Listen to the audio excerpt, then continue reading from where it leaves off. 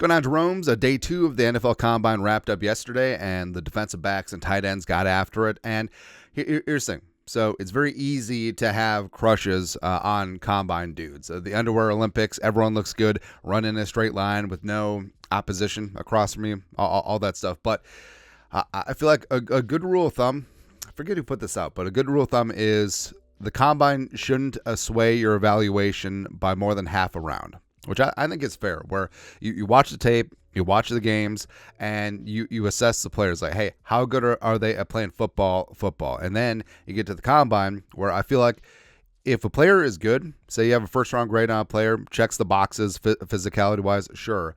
Or it could be a spot where a player was in the wrong scheme or didn't put up numbers because of X, Y, Z, and then all of a sudden you see the physical traits. But teams can fall too much in love with that, but there's a fine line, because for every bust, for every Vernon Golston you have at the Combine, you have a Danielle Hunter who had limited college production because of what he was asked to do in the LSU defense, but obviously a physical freak, third-round pick turned into a damn dude. So there's a handful of players who the Vikings could and should take a look at in terms of DBs and tight ends. And yes, I do say tight ends because I'm a little bit worried about Hockenson and him being on the PUP to start the year. Now, I'm not worried per se that he won't come back at 100%, but I think the Vikings should take it very slow with him. Don't rush him back. And once he is back, easing him back into the fold. And it's clear that Josh Oliver is more of a blocking tight end, so we got to crush. We got to crush. We'll get into. And for cornerbacks, even though the Vikings' recent history, like a decade plus of drafting cornerbacks, hasn't been good. The last good one was for Xavier Rhodes, 2013, but that was for a hot second. Fully understand. But say the Vikings shore things up along the D-line, and maybe Cousins is back, maybe they do whatever. Cornerback could be a need high in the draft, and there's a couple of good ones there. So diving on in. First one is Quinyon Mitchell out of Toledo. So the pride of the MAC, return of the MAC, has really shot up draft boards as of late. He could be the cornerback one in this class. I think he, Terrion Arnold, Wiggins are all jockeying to be that first corner off the board. And I doubt there will be a corner in the top 10, so I think the Vikings could have their choice at 11 or potentially later if they do trade back. But Mitchell is 22 years young, 6 foot, $195, 9.75 RAS, so 97.5 percentile, 4.33 40, 38-inch vert. Was really fantastic, and he's been really solid the last couple of years at Toledo. 6 career interceptions, 2 career pick sixes, 45 passes broken up. Now, those are impressive numbers considering quarterbacks were shying away from throwing at him over the last 2 years. 91.6 PFF coverage grade in 2023, 51.1 quarterback rating when thrown at, and he's built thick. Like he's long, he's lengthy. He's tough, physical, great tackler as well, a really good closing speed, and I think that he is a type of defensive back that Flores would love, because I think that he's going to have versatility. I think he's going to have toughness, and also he does have that alpha mentality, and I think that it's sort of similar to Sauce Gardner when he made the jump from Cincy to the NFL. But of course, that has certainly worked out. I'm not really too concerned about the jump from Toledo forward, because also of his work at the Senior Bowl too. Next up is Nate Wiggins. So yes, now Nate Wiggins did have a hip flexor injury at the Combine, but that shouldn't be too big of a deal. But he is 20 years young, 6 foot, $173. Now his weight is a major issue, and it's an issue to a degree, but also you look at Emmanuel Forbes last year. You look at Mekhi Blackman last year, the Vikings third-round pick, who weighed in at 178.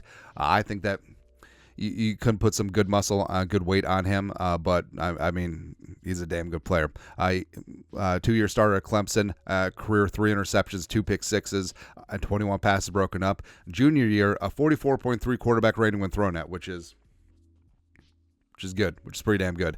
And also only 18 catches for 176 yards and 1 touchdown allowed on 41 targets. Similar to Mitchell, quarterbacks, we're really throwing at number 2. 82.9 PFF coverage grade, and also played his best in the biggest games. Was great against Florida State and Keon Coleman. Was great against Miami, great against UNC, great against Notre Dame too. So big game Nate, or something like that. First team all ACC in 2023. Long and lengthy frame, great and press coverage, fluid hips. Does have a tendency to gamble, and I think the comps between a slightly less lengthy Antonio Cromartie are pretty fair. But do monitor that hip flexor issue, but I don't think it'll be that big of a deal. But Wiggins, Mitchell, and Terry Arnold from Alabama, who, I mean, he got panned because he ran a 4.5 40, but on tape, like his speed is perfectly fine. So I think they'll be in contention to be the first corner off the board in the first round. And then, so into day 2, so Max Melton from Rutgers, seen as a mid-round pick in the 3rd, 4th area. I think he may have solidified himself as a day 2 selection. Yes, he is the brother of Bo Melton. Yes, so if he's drafted by the Vikings, like he and the brother get to face off twice a year, that'd be fun, man. But he's 5'11", a $187, a 9.65 RAS, a 4.39 40, 40.5-inch vert, which is great, man. 11-foot 4-inch broad jump. 2023, 32 tackles, 1 sack, 3 interceptions, 6 passes broken up. 73.1 PFF grade, but also only a 65.7 quarterback rating when thrown at. Did have 5 penalties. Yeah, a little bit grabby, but. Yeah. Inside-outside versatility, could also play some safety, solid in press, good instincts, has mirror match skills, and competitive when the ball is in the air. He's just a feisty dude, and I think that he is a really great competitor, man. He could be a special team standout as well as depth, and then potentially working his way into a potential starter role. So I think that he will be firmly in that late day 2 area, even though, yes, the Vikings don't have a 3rd-round pick. Lastly, so, like we said, tight end should be good to go, but I think the Vikings could potentially look to add something in the mid-rounds just as more of an offensive weapon. So, Theo Johnson out of the Penn State University, he was a bit of a best-kept secret, but I think the secret is certainly out. So, 23 years young, a little bit older of a prospect. He is Canadian.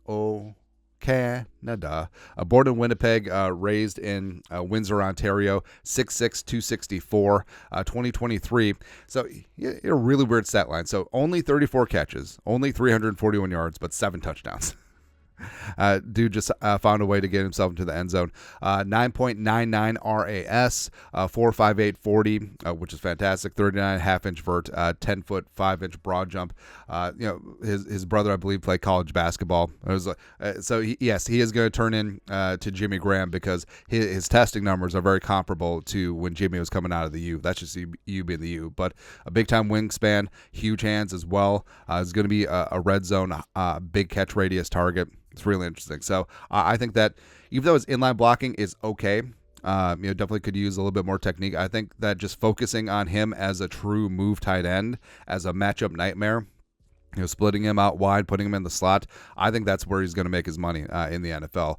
He's really good after the catch, great hands, solid route runner, runs a full route tree, elite in the red zone as well, and could be in that 3rd, 4th round area, like Melton. I think that he was initially seen as like an early day 3 pick, probably works his way into day 2 now, but I think that he would be a lot of fun, man. Not gonna lie, and I understand. Like you have Hawkinson, you have Josh Oliver, but I think Theo, and yes, you have Nick Muse and whatever. But say the Vikings don't run it back with Johnny Munt, and the Vikings need a receiving tight end for the first couple weeks of the season. I mean, Theo would be kind of fun. Not gonna lie, man. But that's it. Let's take a look at day 2 NFL Combine winners for the Vikings. Let us know your thoughts on our thoughts in the comment section below. Subscribe for daily Vikings takes. Want to support the work? Put a little something in the Venmo. But till next time, Skol, production value.